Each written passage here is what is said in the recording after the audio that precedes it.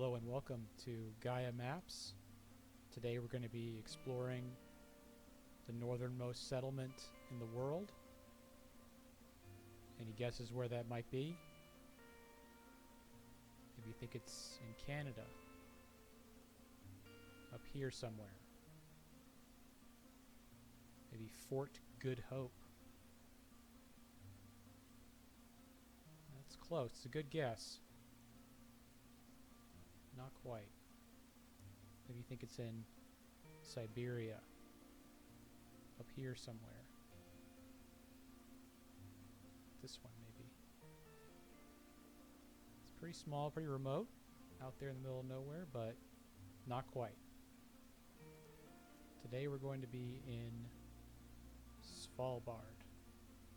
Again, just in case you missed it, that's where it is. Off the eastern coast of Greenland, which by the way is a frozen wasteland up here. There's nothing to be seen here. All the people in Greenland live down here and over there. No, we are going to be in Svalbard, specifically in this town, which I have no idea how it's pronounced, but I like to say Longyearbyen. I think it sounds cool. So this is where we will be exploring, and I'll be giving you some history about the northernmost settlement in the world.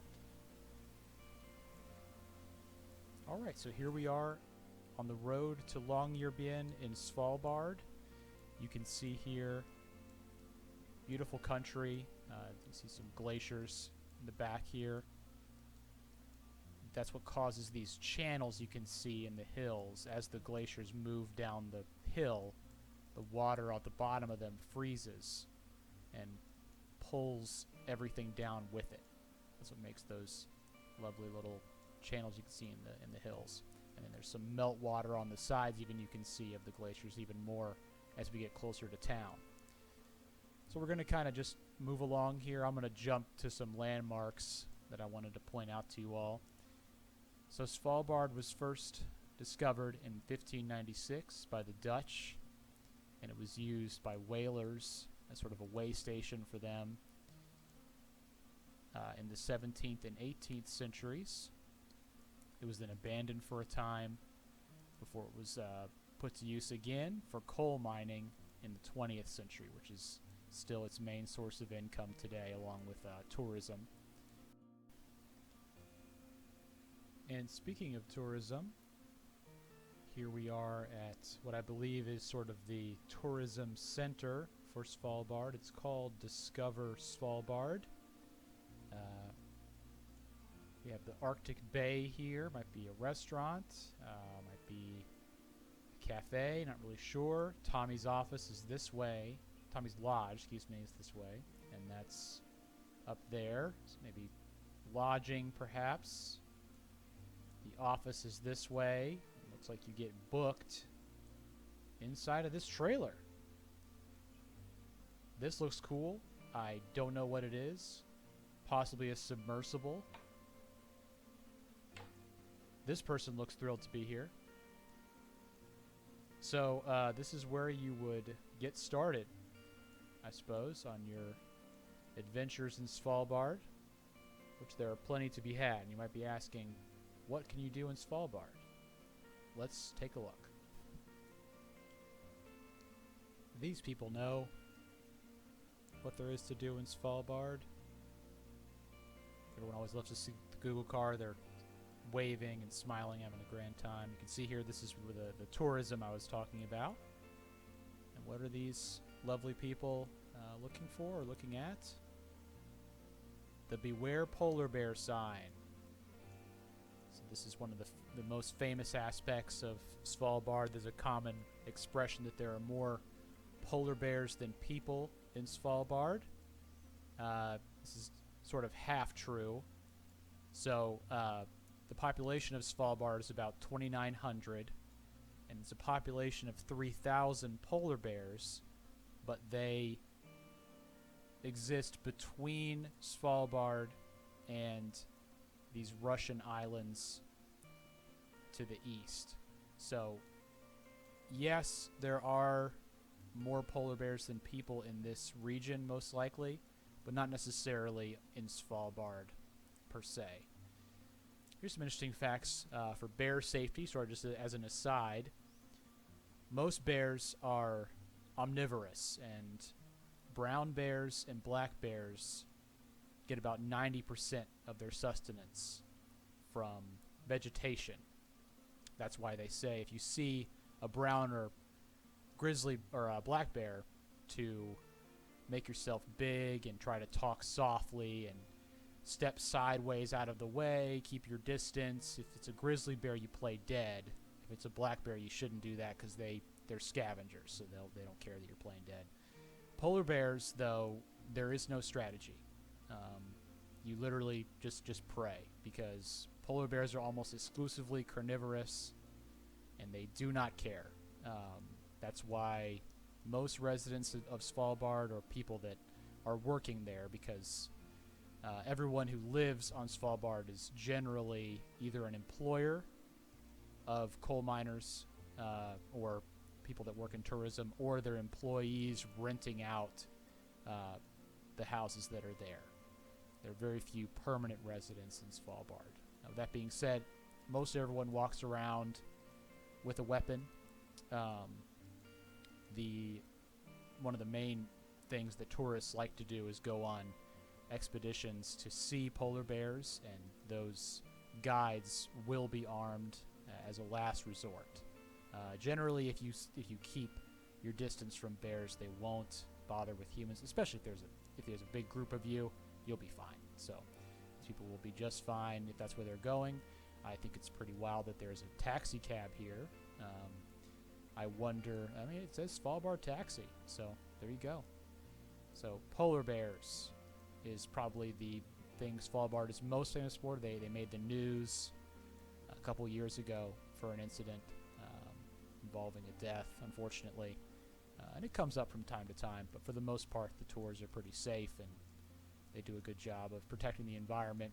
60% of Svalbard is protected by natural reserves. So let's look at some other things that you can do in Longyearbyen on Svalbard. What a view. So we are here in Longyearbyen, and the first thing that you see on the right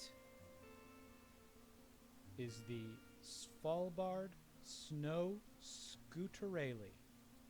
So snowmobiles are essential for getting around in Svalbard because of the lack of paved roads. There's actually very nice paving in the city of Longyearbyen, but otherwise you almost have to have a snowmobile to get around. I think it's sort of interesting, elsewhere in the world, before you leave your house, you need to make sure you have your phone, your wallet, and your keys, and your car keys. And in Svalbard, you got to make sure you have your bear mace, your rifle, and your snowmobile keys. So anyway, the next thing that you would see is the houses in Longyearbyen, which I just love how they're all different colors here. This is typical from what you'll see on the Norwegian mainland as well. Svalbard is part of the Kingdom of Norway from a treaty in 1920. I think this is just a nice thing because in America and other places, your house has to be either brick or white. There's only a certain number of approved quote unquote colors, but it seems like out here, your house to be green, go for it. Red, you got it. Yellow, knock yourself out. I wonder if there is some kind of reason for it, but I just think it looks nice, and there's some beautiful pictures people have taken from up on these hills overlooking the different colored houses. So as we move down the road here, we're going to kind of go into town here. I'm going to do this just sort of in one clip here. This is the Svalbard Museum, which the architecture is just amazing. It really is impressive that this is out here. And you see all kinds of things like that here, spiral staircases. And I think this has to do with the fact that the people who do live here are very technically inclined. So you'll see pretty impeccable craftsmanship. I mean, a lot of these buildings are very new, or they're just kept up extremely well. And that, I think, has a lot to do with the fact that the people who live here tend to be very technically inclined. Speaking of residents, we have a man here who is in a Porsche. So this is likely one of the employers we mentioned earlier. Just goes to show you that if you know a thing or two about coal mining or tourism, there is money to be had in Longyearbyen. We're going to go into the town now and take a look at some of the attractions and different diversions you might find in downtown Longyearbyen. Very exciting. Okay, we're just going to kind of briefly look at some of the attractions here in downtown Longyearbyen. We have here Skinbudin. I don't know if these are real or not. I'm very appreciative, though, that Google respects the privacy of this polar bear. It's very, very kind of them. And here we have the Svalbard, which, I mean, you can't blame them. You got to go for it.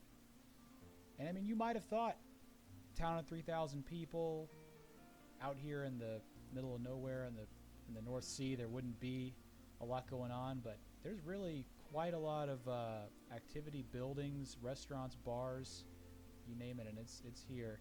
There's a Thai restaurant around here. There's actually a large Thai population in Longyearbyen, interestingly enough. This is another tourist spot where you can book, I imagine, snowmobiles and things of that nature.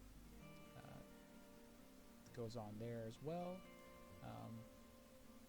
Yeah, you can see here that the roads are paved more or less well. I mean, it's better in some spots than others. I wanted to get down here to see this statue here, if we can get to it. Here's the probably an internet cafe, I would imagine, which is impressive that they have that. You can see, I mean, there's definitely electricity. I mean, obviously, bicycles, as you might expect. Here we are. A monument to the man who built this. All that you see here. Just sort of a closing thought here, as we see this skateboard ramp. Really is amazing that this exists on the northern part of the world, because this is not that far removed from where Antarctica rests, and Antarctica doesn't really have any settlement, anything close to this. And you know, it's one thing to be the northernmost town in the world. It's another to, you know, actually have industry and an economy, and, you know, lean into all the tourism aspects that help you in that situation. So I'm going to close the video out here. Thank you all so much for tuning in to Gaia Maps. This is our first video. We're really excited to be here. If you can subscribe, that would be awesome. We'll be doing some other tours like this. We're going to do some top 5 videos soon enough. I'm going to get some new equipment. If you can comment as well, that's always very helpful, and the likes, of course. But only do so if you feel like we've earned it, and we look to earn more of that in the coming time here. So thank you all so much for watching. Have a great day.